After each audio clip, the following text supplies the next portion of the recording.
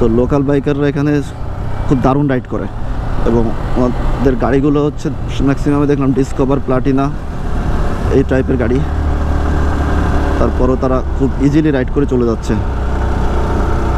আর আমাদের এত premium bike হওয়া সত্ত্বেও এখানে রাইড করতে আমাদের ভয় লাগছে, কারণ রাস্তাগুলো একেবারে আমাদের অপরিচিত।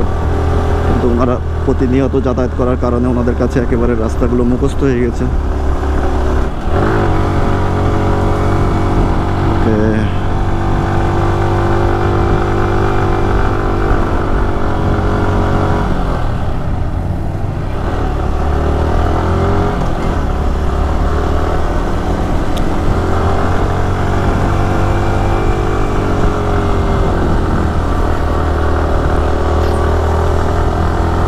সো এই রাইডে আসলে আমার রাইড পার্টনারদের সবাইকে মিস করতেছি।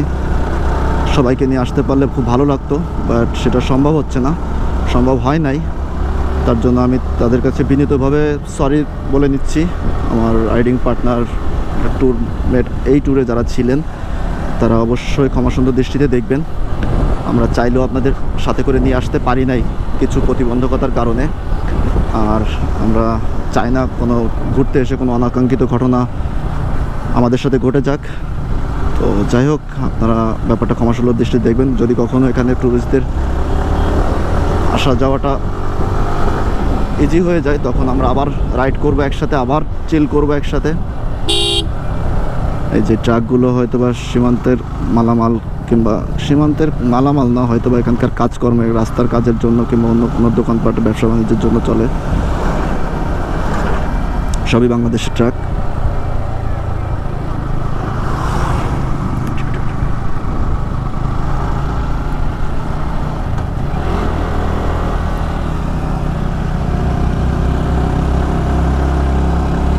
মানে এখান থেকে মন জুড়িয়ে যাচ্ছে, প্রাণ জুড়িয়ে যাচ্ছে, মানে শরীরের লোম খাড়া হয়ে যাচ্ছে, ব্যাপারটা এরকম হচ্ছে।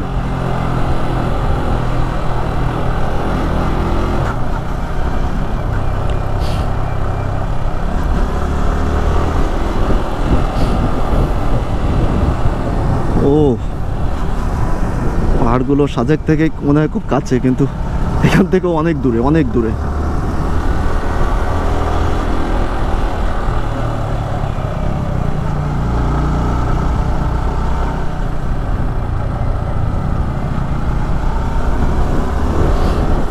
এই যে দেখেন পাহাড়ের কোন সুউচ্চ পাহাড়ে আমরা আছি, আর নিচের সব ছোট ছোট পাহাড়গুলোকে একেবারে টিলা মনে হচ্ছে। এখানে আজকে বৃষ্টিতে, ঝড় বৃষ্টিতে একটা গাছ ভেঙে পড়েছে।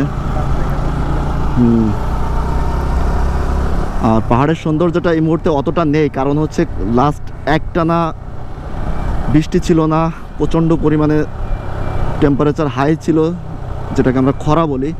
খরায় দেখেন এই আশেপাশের যে ছোট ছোট গাছগুলো, এগুলো পানির অভাবে মরে শুকায় গেছে একেবারে। তো যাই হোক, আজকের বৃষ্টি হলো, বৃষ্টিতে হয়তো বা তার সব গাছ এবং অন্যান্য প্রাণীগুলো আছে সবাই একটু স্বস্তির শ্বাস ফেলেছে, সাথে সাথে আমরাও ফেলেছি। তো সবুজের যে ব্যাপারটা, পাহাড়ের সৌন্দর্যের যে সবুজের ব্যাপারটা, সেটা এখন পাচ্ছি না যদিও, কিন্তু তারপরেও অনেক বেশি ভালো লাগছে এই জন্য যে নতুন জায়গা, নতুন রাস্তা, নতুন কিছু এক্সপ্লোর করতেছি। আর আমাদের এখান থেকে সন্ধ্যা হওয়ার আগে আবার ব্যাক করতে হবে, অলরেডি 4টা বাজে। তো 4টা যেহেতু বাজে, আমাদের সন্ধ্যা হওয়ার আগেই আমাদের এখান থেকে ব্যাক করতে হবে, সেভাবে আমরা রাইড করতেছি।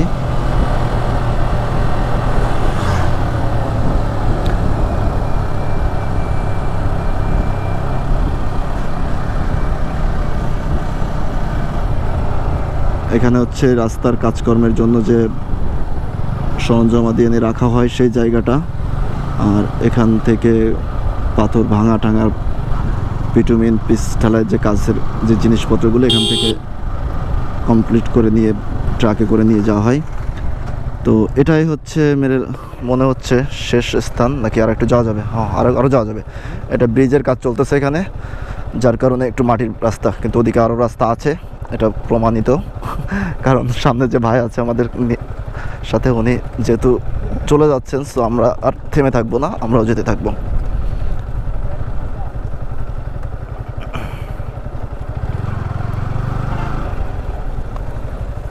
ও ও ও কাদামাটি আছে, একটু বৃষ্টির কারণে কাদামাটি হয়ে গিয়েছে।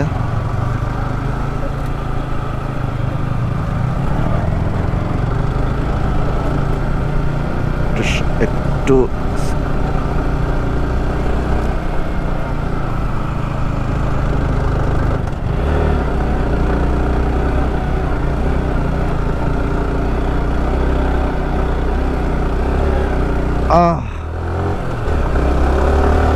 ওকে, ভাঙা রাস্তাটা পার হয়ে আবার চলে আসলাম ট্রাকে। তো ট্রাকে যখন চলে আসছি, এদিকে এই যে ট্রাকগুলো আসলে এখানে আসে, এই মাটির কাজ টাজ করে,